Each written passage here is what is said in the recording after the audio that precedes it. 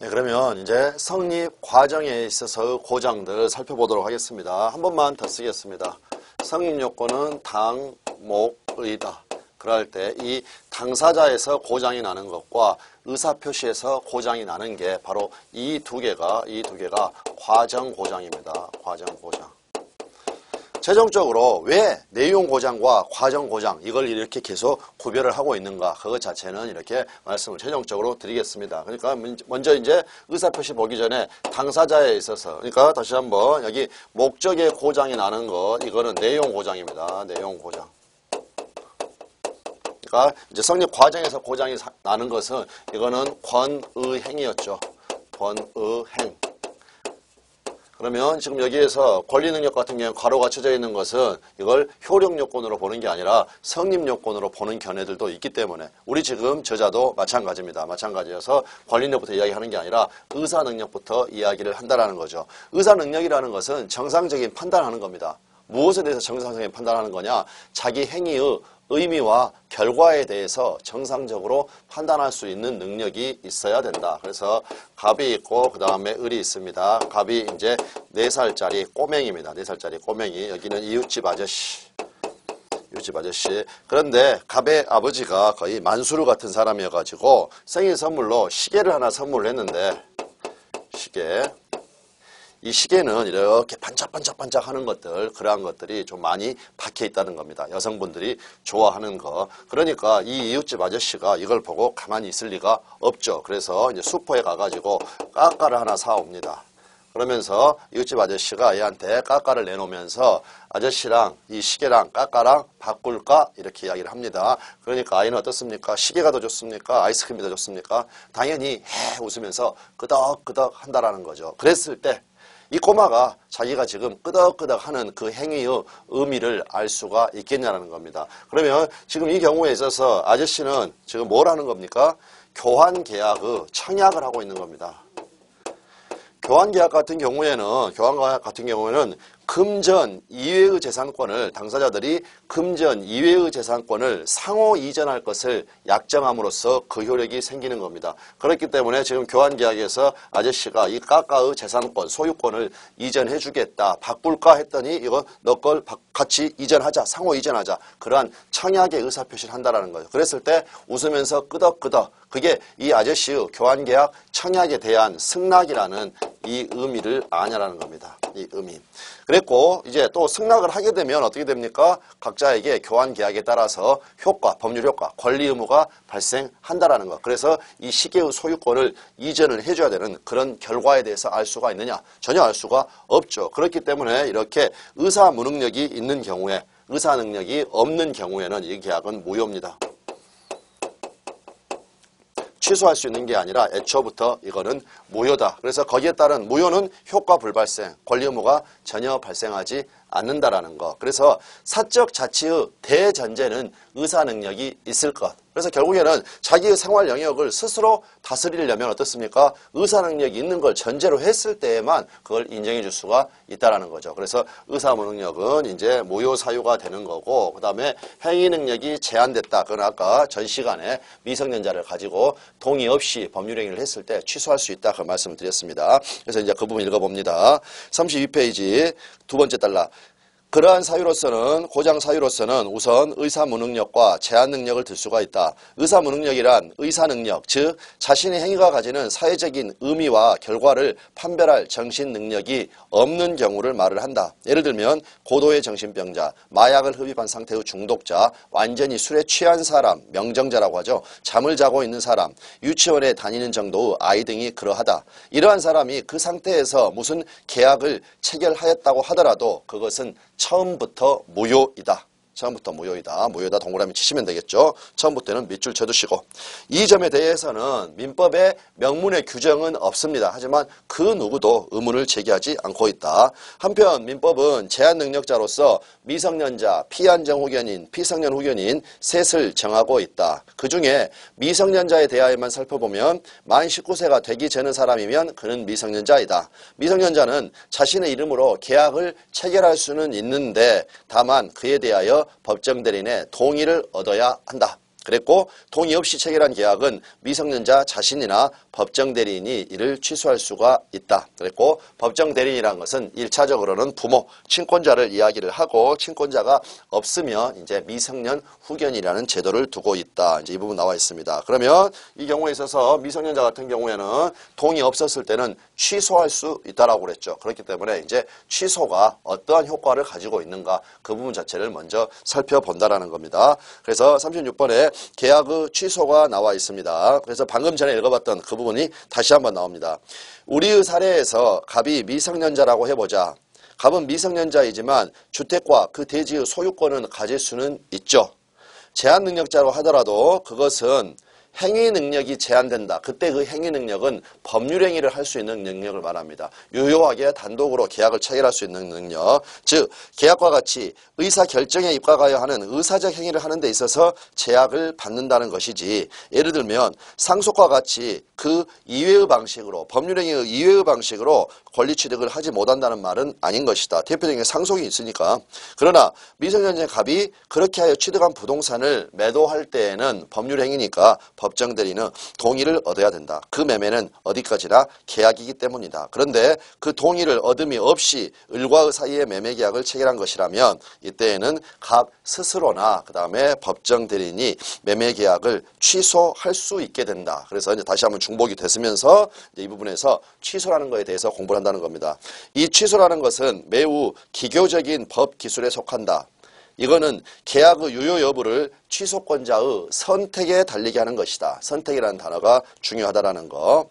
그가 취소한다는 의사표시를 하기 전까지는 계약은 완전히 유효에다 동그라미를 하시고 일단 취소 의사표시를 하면 그 계약은 처음부터 무효가 된다.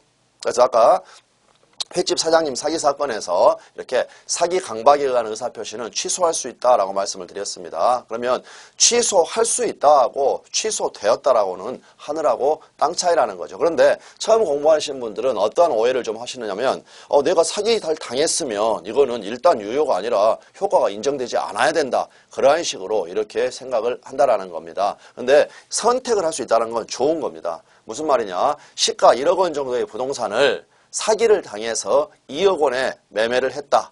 이렇게 가정을 한번 해보시죠. 그러면 그 경우에 있어서는 선택권을 준다. 그 말은 무슨 말이냐면 일단은 이건 유효하다라는 겁니다. 무슨 말이냐? 예를 들어서 뭐 개발 정보가 있다라고 해가지고 지금 1억 원짜리를 2억 원에 샀습니다. 투자 가치를 보고. 그런데 사기를 당했으니까 개발은 개뿔입니까? 아무것도 없다라는 거죠. 그런데 사기꾼이 이야기했던 것보다 더 대형 정보가 터졌습니다. 그래서 이제 그 점점 어떻습니까? 1억 원짜리를 2억 원 주고 샀는데 1억 원짜리가 계속 올라갑니다. 1억 2천, 1억 5천, 1억 7천, 1억 8천 계속 올라간다. 그러면 여러분 같은 경우에 그 계약 취소하겠습니까? 취소하지 않는다라는 거죠. 더 올라갈 거니까. 그러니까 그때는 선택을 해가지고 취소를 하지 않아서 그대로 이행 청구를 할 수가 있는 겁니다. 유효하다. 하지만 여러분이 선택을 했다. 취소를 선택을 했다. 그러면 취소해가지고 그 계약을 무효로 만들 수가 있다. 그러니까 내가 사기당했는데 무슨 이 계약이 효력이 있겠는가? 효력 있다라는 겁니다. 취소하기 전까지는 그 부분이 일단은 처음에는 가장 중요한 그러한 부분입니다. 그래서 넘기시면 그러므로 여기서 중요한 점은 어떤 계약이 취소될 수 있다는 것과 취소되었다라는 것 이것은 구별을 해야 된다. 그래서 취소할 수 있는 법률행위하고 내지는 뭐 될 수 있는 똑같은 이야기겠죠. 취소할 수 있는 법률행위 이것과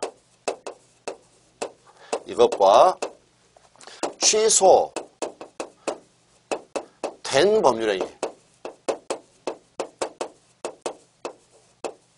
이것 자체는 하늘하고 땅 차이다. 이것 자체를 이해를 해 두셔야 됩니다. 그래서 취소할 수 있는 법률행위는 일단은 그대로 유효한 상태입니다. 그런데 취소권을 선택을 해가지고 취소를 하게 되면 이거는 무효가 된다.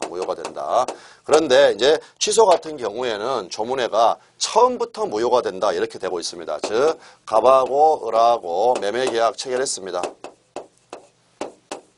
매매계약을 체결을 했다. 그런데 을이 사기를 쳤다라는 겁니다. 을이 사기를 쳤다. 그러면 이 매매계약을 4월 1일 날 체결을 했다. 그래서 나중에 사기 당했다는 것을 알아가지고 6월 1일 날 취소를 했습니다. 그러면 취소를 했으니까 취소된 법률행위고 무효가 되는데 언제부터 무효이냐? 그래서 취소를 한 6월 1일부터 무효이냐 아니면 처음부터 즉 매매계약 체결 당시부터 무효가 되느냐. 그래서 어쨌든 사람의 그 살아가는 인생을 보면은 시간으로 이렇게 쭉 흘러가는 거죠. 어떤 이런 흐름이라는 것은 시간을 따라가는 게 순리입니다. 순리. 그런데 어떠한 필요성이 있다라면 그거를 그냥 아예 처음부터 뒤엎어버릴 그러할 필요성도 인정되는 경우가 있다. 그래서 그걸 선택을 해서 우리 민법은 뭐라고 했느냐. 처음부터 무효라는 겁니다. 무효는 무효인데 처음부터. 이 말은 결국에는 시험에 나올 때는 취소한 때부터 그러면 X가 된다라는 거죠. 그래서 이게 문장으로 빨리 개념이 아직 안 잡힐 때 좀 익숙해질 때까지는 처음부터는 4월 1일 그 다음에 취소한 때부터는 6월 1일 언제부터 무효가 되느냐. 우리 민법은 처음부터 무효가 된다. 이래서 이처럼 이 6월 1일 날 취소를 했는데 이렇게 시간이 거꾸로 거슬러 올라가 버리는 이런 것을 뭐라고 하느냐. 소급한다. 시간을 거꾸로 간다. 그래서 이러한 경우를 소급표가 있다라고 합니다. 그러니까 결국에는 최종적으로 우리는 취소 후 효과는 어떻게 알아두시면 되냐면 취, 행, 소, 무. 나중에 이제 이거는 취소 후 효과입니다. 취소 후 효과. 뒷부분에서 우리가 다시 볼 텐데 무효 후 종류. 무효 후 종류는 천우당무입니다. 천우당무. 취행소무가 뭐냐? 이거는 우리 자료에 나와 있습니다. 그러니까 일단은 이거를 그냥 묻지마 암기를 해 두시는 겁니다. 그럴 때 이거를 취행소무, 천우당무, 취행소무, 천우당무 100번 해봐야 이거 효과 없습니다. 그래서 마치 중국어를 읽듯이 취행소무, 천우당무 반드시 이거 정지 누르시고 두세 번 반복하십시오. 취행, 소무, 천우, 당무. 그랬을 때 취행, 소무는 뭐냐? 취소권을 행사하게 되면 그러니까 취소할 수 있는 건 이건 유효고 취소권을 행사를 해서 취소가 되면 이때는 소급해서 무효가 된다. 취행, 소무. 그래서 그분이 여기 나와 있습니다. 그래서 어떤 계약이 취소될 수 있다는 것과 취소되었다는 것은 구별을 해야 되는데 전자는 즉 취소될 수 있다는 것은 취소권이 발생하기는 하였지만 아직 행사를 하지 않았으니까 계약은 현재로서는 밑줄 치셔야 되겠죠. 여전히 유효의 동그라미. 그러나 후자는 즉 취소되었다는 것은 그 취소권이 실제로 행사되어 취행 즉 취소한다는 의사표시가 행하여져서 그 계약이 처음부터 무효가 되었다는 것이다. 말하자면 취소는 계약을 소급적으로 무효로 만드는 제도이다. 소무, 취행, 소무. 그거 알아두시면 되겠습니다. 다음에 이제 취소 후 효과가 나와 있습니다. 그랬을 때 이 경우에 있어서는 취소를 하게 되면 처음부터 무효가 되니까 이 취소 후 효과는 결국에는 무효 후 효과하고 똑같게 된다. 무효 후 효과하고 똑같게 된다. 그러니까 나중에 여기서 무효 후 종류는 방금 천우 당무 적었습니다. 천우 당무. 그러니까 취소 후 효과 여기에서 할 때 무효 후 효과. 그래서 취소의 효과. 이거는 지금 실제로 취소를 한 겁니다. 실제로 취소를 한다. 그러면 취소로 인해서 계약은 무효가 됐죠. 처음부터. 그러니까 결국에는 이거는 무효 효과를 이야기하는 겁니다. 무효 효과. 그랬을 때 이것은 두 방향으로 나누어 보는 겁니다. 두 방향으로 나누어 볼 때 앞으로 미래, 앞으로의 새로운 가능성, 그 다음에 이거는 과거로의 복귀 문제. 그런데 이렇게 이야기를 하면 조금 어렵다라는 겁니다. 그래서 결국에는 무슨 말이냐면 어떤 법률 행위를 했을 때 이 계약을 취소를 해서 처음부터 무효가 돼버렸는데 이때는 무슨 말이냐면 이행하기 전입니다. 이게 아주 중요합니다. 이행 전. 이거는 이행 후입니다. 이행 후. 그래서 사기당해서 매매계약을 체결을 했는데 아직 매매계약에 따라서 이행은 안 했다는 겁니다. 매매는 의무부담행위, 채권행위니까 이행의 문제가 남게 됐죠. 아직 이행을 하기 전에 사기당했다는 것을 알아가지고 이걸 취소를 해버렸다. 그러면 앞으로 이게 변경될 수가 있겠는가? 즉, 이 말은 무슨 말이냐? 이행 전에 이행 청구를 할 수가 있겠는가? 이행 청구할 수 있겠습니까? 없겠습니까? 무효가 돼버렸죠. 무효는 효과 불발생, 거기에 따른 어떤 계약관계에 따른 권리 의무가 아무것도 없다라는 겁니다. 그러니까 이행 청구를 못 하게 된다라는 거죠. 그 다음에 이 경우에 있어서는 이제 매매계약에 따라서 이행을 해버렸습니다. 그리고 나서 사기당했다는 것을 알아서 취소를 했다. 그러면 이행이 지금 남아있죠. 그럴 때는 어떠한 문제가 발생하느냐? 원상회복의 문제가 발생한다. 그랬고 이 원상회복은 부당이득에 따라서 반환 이렇게 돼야 된다. 그래서 이제 이 부분은 이미 말씀을 드렸던 거죠. 부당이득에서 핵심은 법률상 원인이 없는 거다. 다시 한번 보겠습니다. 부당이득에서 핵심은 이득 손실 구조. 여기에서 법률상 원인이 없는 것. 법률상 원인 없이. 그럴 때 민법 총칙하고 계약법 중에서 여기 급부 부당이득. 이 급부가 바로 이행입니다. 이행을 했는데 그 원인이 되었던 계약이 없어져 버리니까 내지는 처음부터 무효가 되니까 그 경우에 있어서는 원인이 없어져 버린 거죠. 그러니까 바로 법률상 원인이 없어져 버린다. 그래서 급부 부당이득이다. 이렇게 이야기를 했던 거죠. 그래서 그 급부 부당이득이 바로 계약이 처음부터 무효인 경우나 나중에 취소 해제된 경우. 그래서 결국에 이 취소는 바로 법률상 원인 없이 급부가 이루어져 버린 겁니다. 그렇기 때문에 부당이득으로 반환을 해야 된다. 그래서 이 문제가 발생하게 된다. 그 다음에 한 번 더 썼으니까 이건 침해 부당이득. 침해 부당이득은 뭘 침해했다는 겁니까? 권리. 물권과 같은 그러한 권리를 침해를 했을 때 그 이익을 이익을 누리는 것을 정당화하는 권한. 그래서 뭐 임차권이라든지 그러한 것들이 없으면 이러한 것이 없는 것, 그거를 이야기를 한다. 그래서 이제 그 이야기가 나와 있습니다. 이것 자체는 무효에서 또 나오는 거니까 그래서 결국에는 이행 전, 이행 후로 나눠가지고 이행 전, 무효.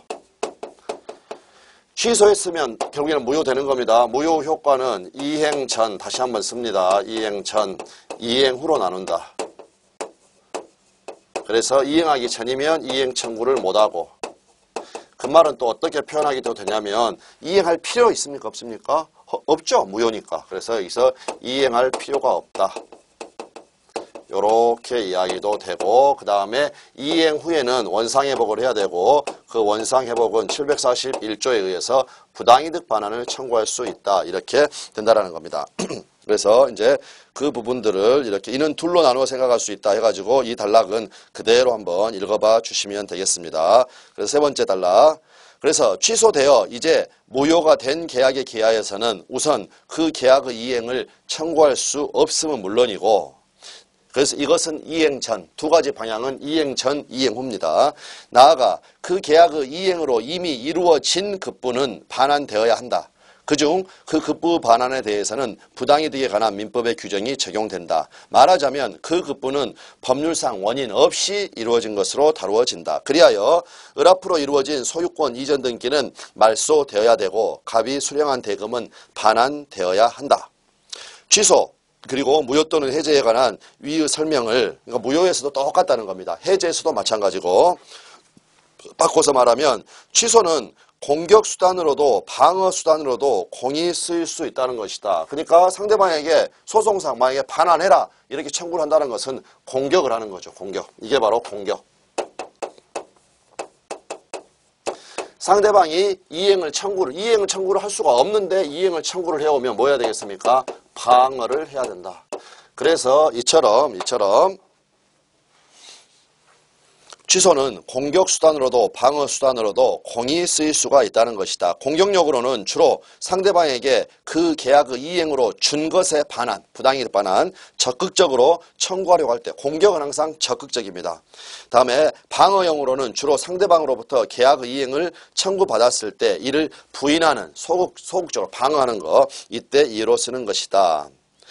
다음에 계속해서 입증 책임이라든지 소송과 관련된 이런 말씀을 계속 드렸는데 이제 제가 이 이유를 말씀을 드리는 이유가 여기 나와 있습니다.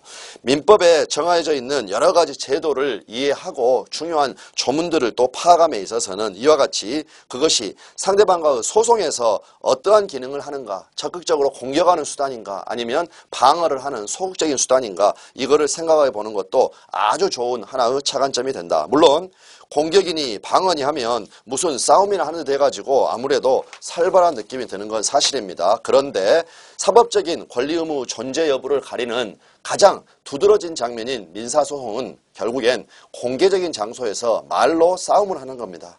역설적으로 말하면 그것은 싸움하는 것을 적극적으로 허용하는 데 의미가 있다고 하는 거죠. 싸움이 뭡니까? 공격하고 방어하는 거죠. 다만 말로.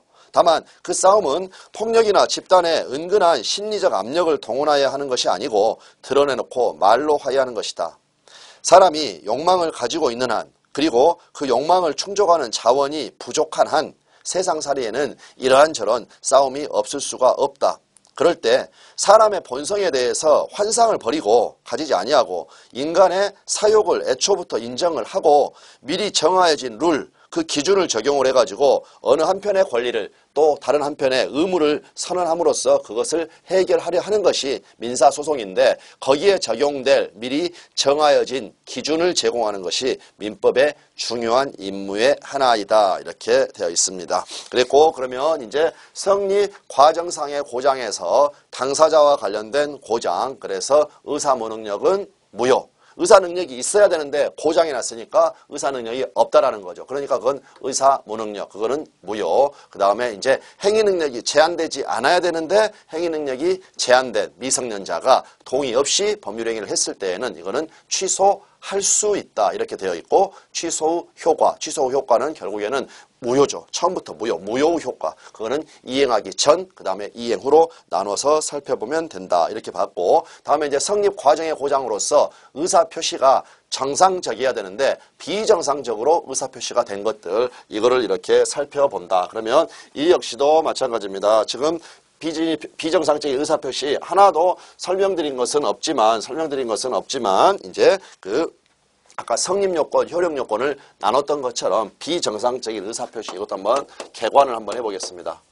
비정상적 의사표시. 그래서 이제 이런 부분들은 아직 배우질 않았으니까 처음에는 조금 까다로울 수 있는데 이건 이제 한 번만 보고 두 번째 배울 때 그때는 정리용으로는 아주 이렇게 유익한 그러한 부분입니다. 그래서 비정상적인 의사표시 같은 경우에는 일단은 의사의 흠결 또는 의사와 표시의 불일치, 표현이 같은 겁니다. 지금은 이제 어려우시지만 의사와 표시의 불일치 이렇게 해서 의사의 흠결이라고 부르는 게 있고 이 의사의 흠결은 결여 이러한 게 있다라는 겁니다. 그래서 의사의 흠결이 하나가 나오고 그 다음에 의사의 하자가 나옵니다. 의사의 하자. 그러면 결국에는 의사표시라는 것은 이건 이렇게 가지고 이렇게 됐습니다. 이렇게. 그래서 의사는 뭐냐? 내심의 효과 의사입니다. 마음속에서 권리 의무를 발생시키고자 하는 그 효과 의사를 외부로 표시하는 행위입니다. 외부로 표시 행위.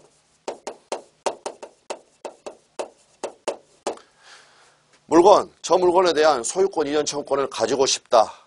그 마음을 가지고 소유권 이전 청구권을 가져야 되겠다. 그 생각을 가지고 어떻게 합니까? 계약서를 쓰죠. 그러한 식으로. 그럴 때 여기에서 의사와 표시가 불일치한다는 말은 그림으로 그려보면 의사와 표시가 일치하지 않는다라는 거죠. 그럴 때 이거를 의사의 흠결이다 이런 표현을 쓰는 것은 표시는 됐는데 계약서는 가령 써졌다라는 겁니다. 거기에 상응하는 맞아떨어지는 내심의 효과 의사는 없다. 없으니까 불일치란 말이 나온다라는 거죠. 이렇게 불리는 게 있다. 그 다음에 의사의 하자 같은 경우에는 의사하고 표시는 불일치가 없습니다. 불일치는 없는데 이거는 의사를 결정하는 그 과정에 문제가 있었던 그러한 경우입니다. 그래서 이거 의사와 표시는 불일치가 없는데 이 과정에 위법한 간섭이 있다.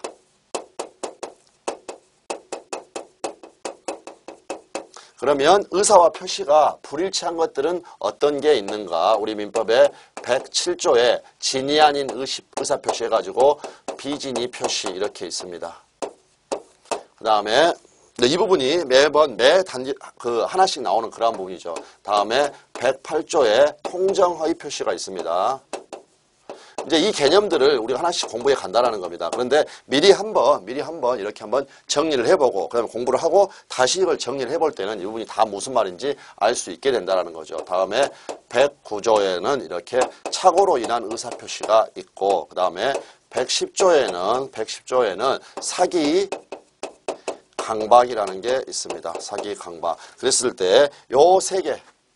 이 세 개가 바로 의사의 흠결입니다. 그 다음에 사기 강박이 바로 의사의 하자라는 거죠. 그래서 사기당해서 의사표시를 하게 되면 의사와 표시의 불일치는 없는데 거기에 이 법안 간섭으로서 사기나 강박이 있게 된다. 이렇게 되는 겁니다. 이렇게 됐고 지금 여기에서는 쭉 썼지만 여기에는 무엇을 외우자는 거냐. 이렇게 비, 통, 착, 사강 이렇게 외웁니다. 이렇게 외우고 그 다음에 이제 여기에 고장이 났을 때 무효가 되는 경우도 있고 취소가 되는 경우도 있습니다. 그럴 때 여기에서 무효가 2개가 나오고 그 다음에 여기 2개에서 취소할 수 있다.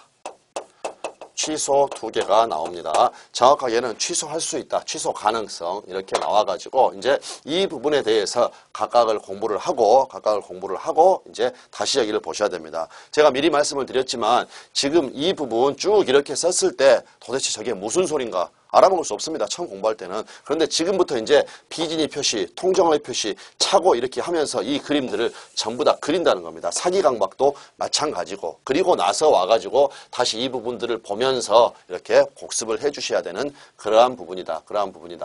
그래서 먼저 설명을 하고 나중에 정리를 할 수도 있습니다. 나중에 정리를 할 수도 있는데 지금 여기서 먼저 그냥 두 문자로 비정상적인 의사표시는 비통, 착사강 이렇게 있다. 그랬고 그 다음에 비통이 무효. 그 다음에 착오, 사기 강박이 이렇게 취소할 수 있다. 이렇게 알아두시면 되겠습니다. 비진이 표시 같은 경우에 여기서 이 정도 하고 그 다음에 지금 이제 이 부분 말씀드리겠습니다. 그러면 비진이 표시 조문에는 진이 아닌 의사 표시다 이렇게 되어 있습니다. 그래서 그거는 우리 민법의 107조에 나옵니다. 107조에 비진이 표시 이러한 경우를 생각을 해보겠습니다. 갑하고 을하고 이렇게 어딘데 갑은 남자친구입니다. 그 다음에 을은 여자친구. 둘이 이제 열심히 일하고 주말에 만나서 데이트를 하기로 해가지고 남자친구가 이제 부푼 가슴을 안고 둘이 만났습니다. 만났는데 보니까 여자친구가 영 기분이 아닌 것 같다라는 거죠. 몹시 우울해 보이고 말수도 별로 없다라는 겁니다. 그러다 보니까 이 남자친구가 이제 실제로 가방을 사줄 생각은 없으면서 그냥 빈 말로 뭐라고 했느냐, 내가 명품 가방 하나 사줄까? 이렇게 이야기를 했다라는 겁니다. 그래서 이제 비진이 표시는 명품 가방 사건.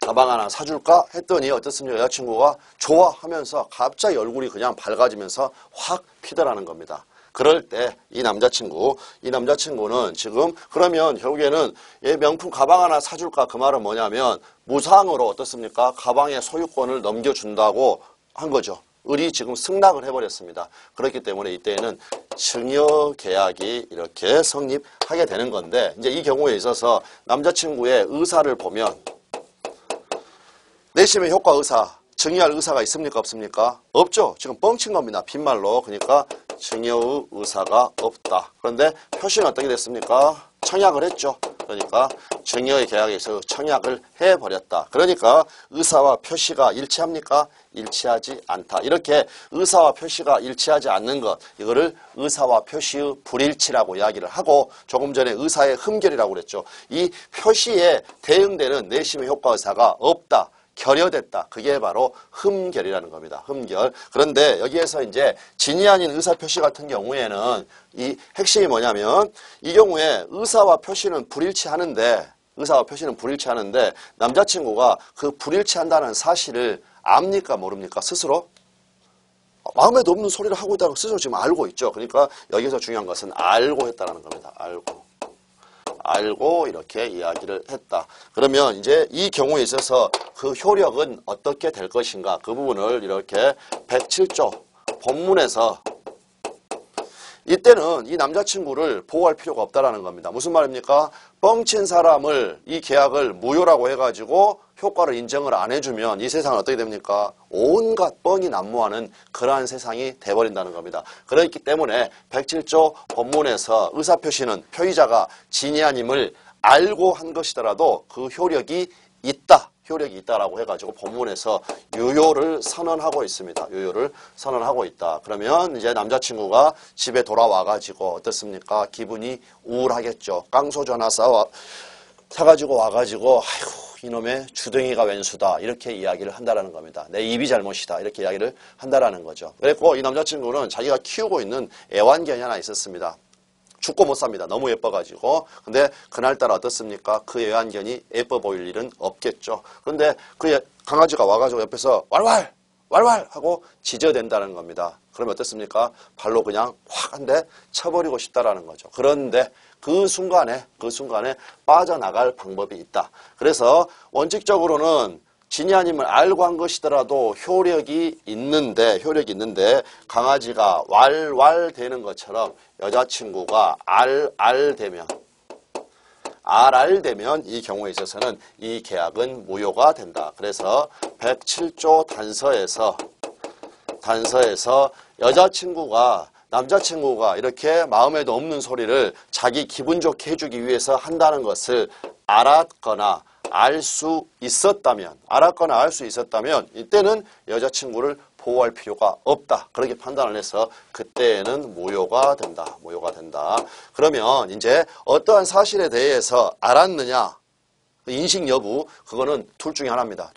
그래서 그 부분 같은 경우에는 알았다 아니면 몰랐다 이렇게 된다는 거죠. 몰랐다 이거를 선이라고 합니다. 다음 알았다. 이것을 악이라고 합니다. 악이. 그런데 우리 민법은 이 모르는 것을 두 가지로 나눈다는 겁니다. 모르긴 몰랐는데 뭔가 잘못이 있었다. 모르긴 몰랐는데 잘못도 없었다. 그래서 이것을 선의 무과실. 그 다음에 선의 유과실. 이렇게 나눈다는 겁니다. 여기서 주의하실 것은 일단은 몰랐습니다. 몰랐다. 그런데 과실이 있어서 몰랐다. 그 말은 무슨 말입니까? 주의 의무를 다 했다면 알 수 있었는데 주의 의무를 다하지 않아서 그래서 주의 의무를 게을리해서 몰랐다. 그래서 이 유과실 이 부분은 뭐라고 이야기할 수 있느냐? 알 수 있었다. 여기에서 알았다. 알 수 있었다. 그 다음에 그러면 선의 무과실은 이런 식으로 표현하면 주의 의무를 다 했다라는 거죠. 잘못한 게 없다라는 겁니다. 그래서 이 말은 주의 의무를 다 했어도 알 수 없었다. 이렇게 된다라는 겁니다. 알 수 없었다. 이렇게 된다. 그래서 결국에는 우리 민법은 알이면 여자친구를 보호할 필요가 없다라는 거죠. 알았으면 보호할 필요 없고 그 다음에 알 수 있었다면 이거는 주의 의무를 다하지 못한 거니까 그래서 여기서 알이 이겁니다. 알았거나 알 수 있었다면 그러면 결국에는 세 가지가 나오네요. 선의 무과실 하나 나와 있고 선의 유과실 2개 그 다음에 악이 알았다라는 거 3개 그러면 결국에는 우리 민법은 어느 때에만 보호한다라는 겁니까? 알은 무효가 되는 거니까 여자친구가 소유권 취득할 수 없다라는 거죠. 내지는 소유권 이전 청구권을 취득할 수가 없다라는 거. 그러니까 결국에는 선의 무과실일 때만 소유권을 취득할 수 있다. 내지는 소유권 이전 청구권을 취득할 수 있다. 선의 무과실일 때에만 유효하다. 이러한 결론이 나온다라는 겁니다. 그래서 여기서 아주 중요한 게 나옵니다. 우리 민법에서 상대방 보호의 대원칙. 그래서 상대방은 어떠할 때 보호되느냐. 여기 1번만 보호됩니다. 그래서 선의 무과실 이때만 보호가 된다. 이때만. 즉 보호가 된다. 여자친구가 알았거나 알 수 있었으면 소유권 취득하지 못하니까 보호 안 되고 그 다음에 여자친구가 선이 무과실이라면 이때에는 보호되니까 소유권을 취득할 수 있다. 내지는 소유권 이전 청구권을 취득할 수가 있다. 이렇게 이야기를 한다는 겁니다. 제가 지금 소유권을 취득할 수 있다. 소유권 이전 청구권을 취득할 수 있다. 그 말은 또 무슨 말이냐면 우리 시험사에서 이렇게 나옵니다. 증여의 의사 없이 증여계약을 체결을 하고 그 다음에 이렇게 등기를 넘겨줬다. 그러면 을이 알았거나 알 수 있었다. 그러면 이 계약은 무효죠. 무효. 그러니까 소유권 취득할 수 있습니까? 없습니까? 없다라는 거죠. 매매계약이랄지 법률행위를 통해서 소유권 이전이 되려면 첫 번째 이 계약이 유효해야 되죠. 두 번째 등기가 갖춰져야 되고 세 번째 이 사람이 소유자. 그런데 무효면 소유권을 취득할 수가 없는데 언제 무효냐? 보호가치가 없을 때, 알았거나 알 수 있었을 때는 무효가 되니까 결국에는 유효가 되어야 소유권을 취득할 수 있다. 언제 유효가 되느냐? 상대방을 보호할 가치가 있을 때, 그러니까 선이 무과실일 때 이때 을은 소유권을 취득할 수가 있는 거죠. 그래서 이 부분 이제 앞으로 이걸 제가 자주 물어봅니다. 그래서 상대방이 보호되려면 이때 어때야 됩니까? 그러면 여러분은 자동으로 선이 무과실이다. 이 말이 튀어나올 수 있도록 이걸 꼭 머릿속에다 담아 두셔야 된다. 이제 그 부분을 이야기를 하고 있습니다. 그런데 이제 중요한 것은 명품 가방 사건이라고 이야기를 붙여놨지만 이런 거 가지고 대법원까지 오겠습니까? 아니라는 겁니다. 그래서 실제로 이것은 판례 사안은 아닙니다. 판례 사안은 아니고 그냥 이해하기 쉽게. 그러면 중요한 것은 우리에게 중요한 것은 판례 사안이 중요하죠. 판례 사안. 그래서 여기에서는 이제 비진입 표시와 관련된 판례 사안을 나중에 보시면 이것들 내용 자체가 만만치가 않습니다. 그 판례를 그대로 보면 도대체 이게 비진입 표시인가 아닌가 헷갈릴 수가 있다라는 거. 근데 그거는 시간이 가면 해결을 해줍니다. 그러니까 여기에서는 무엇만 확인을 하는 거냐면 판례가 비진입 표시에 해당한다. 이렇게 표현했던 거. 해당한다고 하면서 긍정한 판례. 이거는 어디에 있느냐? 사직서 판례에만 있습니다. 사직서 판례에만. 물론 나중에 구체적으로 가면 사직서 관련 판례에서도 나뉘기는 합니다. 그런데 어찌됐건 사직서 판례에서 비진입 표시에 해당됨이 긍정됐다. 그러면 이런 경우 한번 생각해 보겠습니다. 상대방이 강박을 합니다. 즉 윽박지르면서 묻어버릴겨 이렇게 해가지고 위협하고 협박한다는 겁니다. 그래서 쫄아서 증여하겠다는 의사표시를 했고 상대방이 승낙해서 증여계약이 성립됐고 거기에 따라서 소유권을 넘겨줘 버렸다. 그러면서 이걸 뭘 주장을 하는 거냐면 야 나는 이건 진짜 주고 싶은 마음이 없었다. 그러면서 이거 강박에 의한 증여 이거는 비진입 표시에 해당한다. 상대방은 알았거나 알 수 있었다. 무효다. 이렇게 주장을 한다라는 겁니다. 그랬을 때 강박에 의한 증여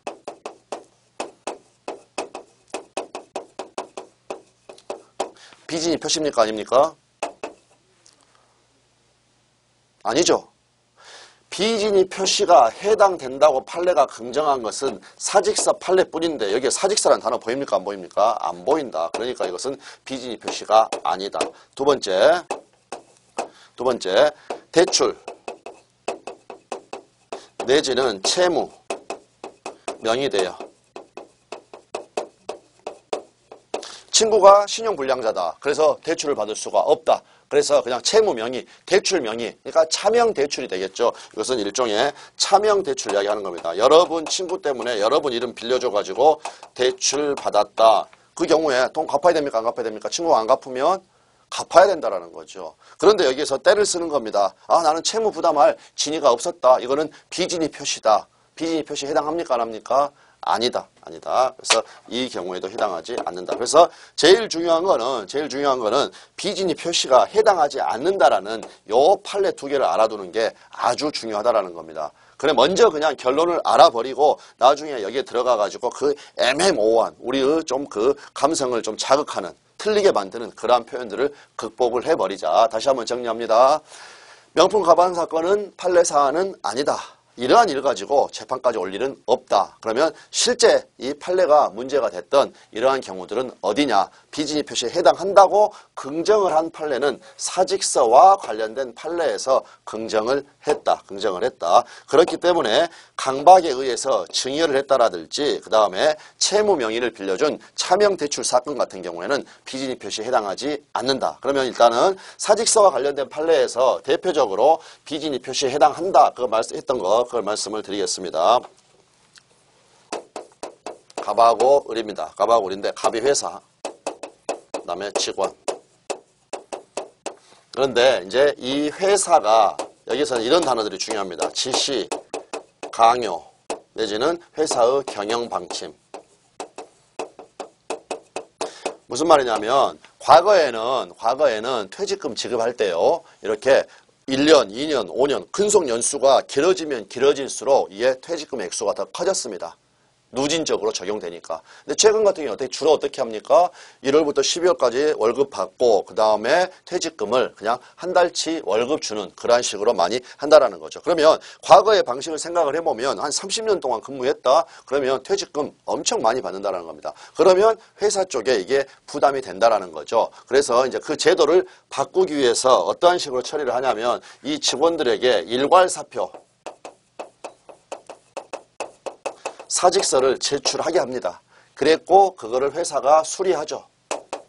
회사가 수리하고 그 다음에 직원은 계속 근무를 하고 있는 겁니다. 그래서 수리를 하고 퇴직 처리를 하고 그 다음에 재입사하는 형식으로 이런 형태. 그러면 이제 30년 근무했던 분도 그때 일단 퇴직했으니까 한번 정산을 해버리고 이때부터는 이제 신규 직원이 되는 겁니다. 신규 직원. 그러한 식으로. 그런데 일괄사표를 제출을 했는데 그대로 수리를 해버리고 잘라버렸다. 퇴직 처리를 해버렸다. 이러할 때 어떻게 되겠는가? 이게 바로 사직서 판례입니다.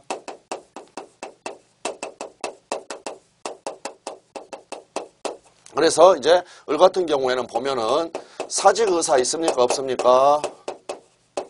없죠. 사직의사가 없는데 내라고 지시하고 강요하고 회사 경영 방침이라고 하니까 일괄사표를 낸 겁니다. 이렇게 됐다라는 거죠. 의사와 표시는 불일치하죠. 이것 자체를 이 사직서를 내고 있는 직원은 알고 있죠. 그럼 여기까지 보고 답이 나와버렸죠. 비진입 표시 해당합니까? 구조가 명품 가방 사건하고 똑같잖아요. 의사와 표시는 불일치하는데 알고 있다. 그러니까 이 경우에 있어서는 비진입 표시에 해당합니다. 그러면 원칙적으로는 비진입 표시는 유효죠. 유효입니다. 그렇지만 이 경우에 있어서는 회사가 지시하고 강요했으니까 알았거나 또는 알 수 있었다라고 볼 수가 있다. 회사를 보호할 필요가 없다라는 거죠. 그러므로 이러한 퇴직 처리는 107조 1항 단서에 의해서 무효가 된다. 무효가 된다. 이러한 결론을 내린 이 사직서 판례, 여기에서 이게 비진입 표시에 해당한다. 그리고 회사는 알 수 있었다 내지는 알았다 이러한 식으로 처리를 했다라는 거 이것만 정리를 해 두시고 그다음에 다음 시간에 잠깐 쉬셨다가 다음 시간에 비진입 표시 이 부분 쭉 이렇게 살펴보도록 하겠습니다.